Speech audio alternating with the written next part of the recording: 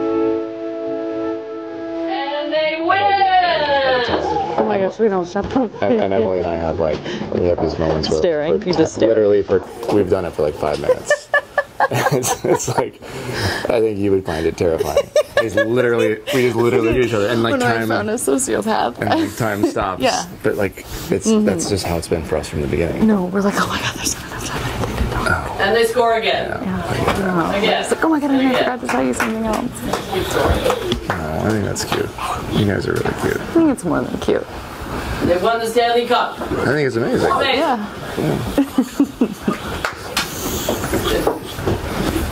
And then let's just do one almost like super close. Yeah. Can you guys frame up on the Sebastian on you? Yeah. We'll just do like our lips are right next to each other. Yeah, gotcha. But I think you should start talking. Okay. Do you know what I mean? Yeah. Yeah. Okay, ready? Still rolling. Don't give it to them. They want it. Don't give it to They them. score. Just keep restraint. Yeah. Score. Just do a little bit of restraint. Right, come on back.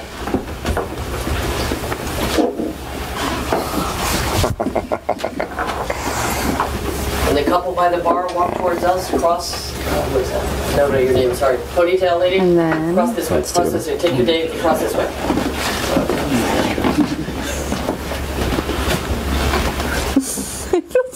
And, and my nose is so big. I was hoping that we could address this. It's not too late.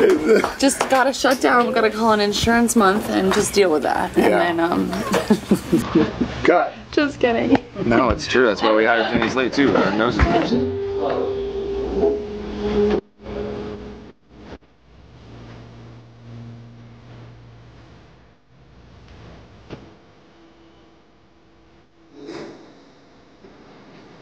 Let's score another. I'm not getting dirt on you today. I'm probably getting spray tan on you. That smells good. Well, it's not that. It's my body makeup.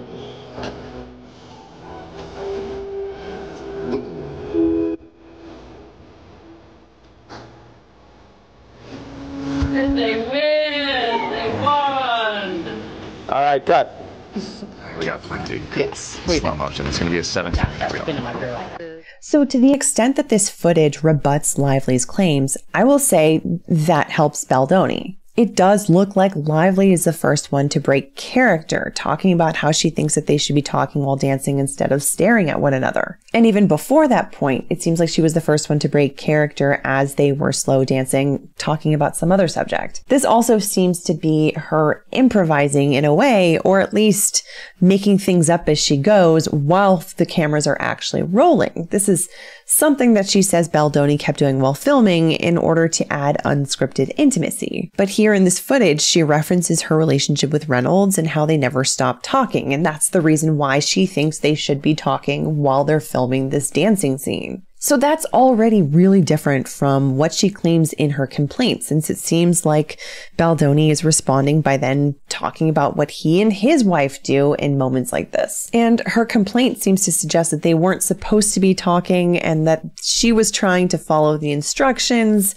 And yet here you can see that she seems to be the one that's insisting on them talking. Then there's where she claims at one point he leaned forward and slowly dragged his lips from her ear down her neck as he said, "It smells so good." Honestly, that's a pretty different characterization than what we just saw in this footage. Yes, he does appear to kiss her ear and her neck, but the "it smells so good" comment seems to be in response to her talking about her spray tan or her body makeup or whatever. There's a bit of an inconsistency here, and if this went to trial and she were a witness on the stand, she would get hammered on this on cross-examination. However, does this overwhelmingly support Baldoni's side? Honestly, I wouldn't say so. To me, this footage shows a very muddy scene. You have two actors who are breaking character in the conversation that they're having, knowing that the sound would not end up in the movie and still continuing to act in their roles to film the scene, which is supposed to be a very intimate scene,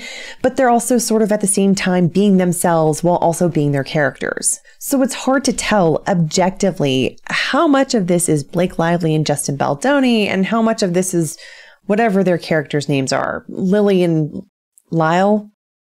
Ryle? Sorry, I haven't seen the film. Anyway, the point is that the line between the actors and their roles is super blended here, and that makes it really hard to analyze, for example, their body language in this scene. A lot of people are pointing to Lively's body language here and how it shows discomfort.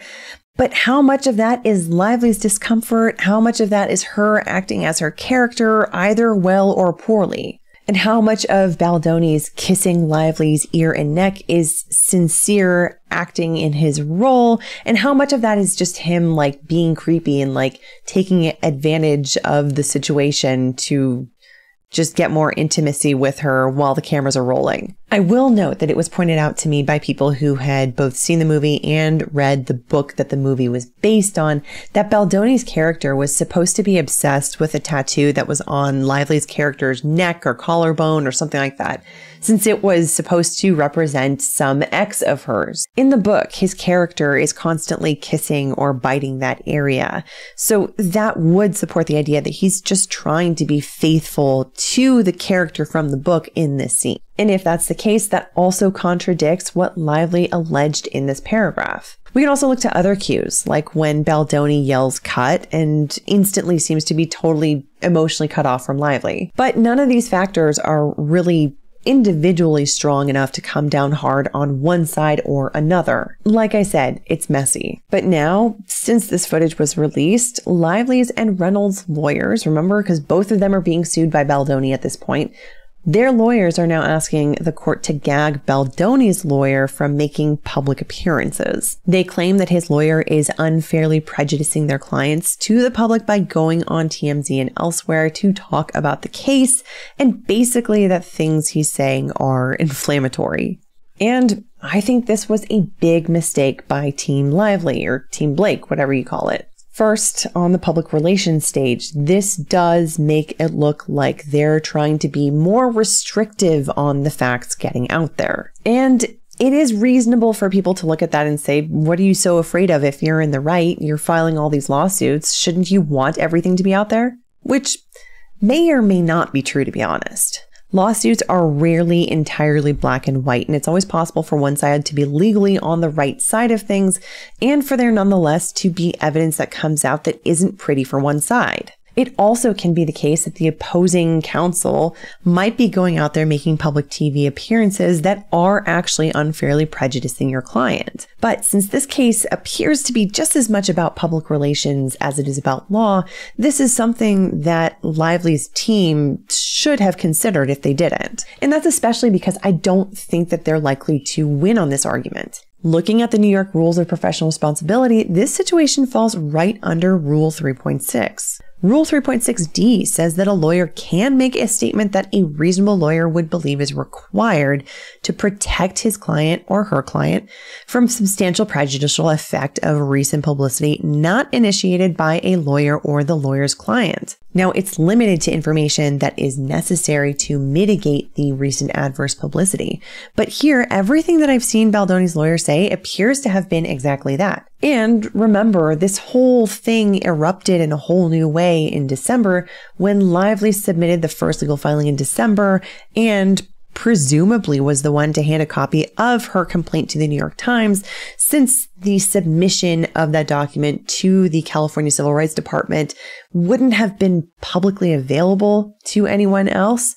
And so this whole thing became way bigger beast than what it was over the summer. So that was a controversy that was initiated even in the public realm and not initiated by Baldoni. Lively was the one who started it all, really. So here, Baldoni's attorney does have a right to respond to all of that negative publicity that's resulted following all of that. So here, I think that she's likely to lose on the gag order request. And now she looks like she's afraid of the information that Baldoni's team says that they want to make available to the public. PR-wise, that is harmful to Lively and helpful to Baldoni. Like I said, whether or not the evidence that they put out there actually does support Baldoni's side, that could be a whole other story. For now, I'm not Team Blake and I'm not Team Justin. There are things that I find interesting here for sure, and I will note that Baldoni's team definitely seems to be falling along the lines of, we are open to the truth will set us free. But even with all of that, it's probably going to be a minute before I come to any hard conclusions on this whole case myself. And for that, I'm watching the evidence as it comes out. But what do you think? Are you Team Blake? Are you Team Justin? Are you waiting for more information to come out as well? If you have come to a conclusion, what evidence do you think has been most convincing for you? Or is there anything in particular that you're waiting on to see before you come to a conclusion? Let us know in the comments down below. Otherwise, I hope you enjoyed this or at least found it interesting or informative. And if you did, I would love it if you could hit the like button. And if you're new here and you want to see more coverage of crazy cases and interesting legal topics, be sure to hit the subscribe button and the notification bell so you can find out when the next video is out there. And if you're really enjoying the content and you want to know how to best support the channel, consider becoming a member of Byte Club. You can join either through YouTube memberships or by becoming a member on Patreon. Links to both are in the description below. Otherwise, I'll see you in the next video.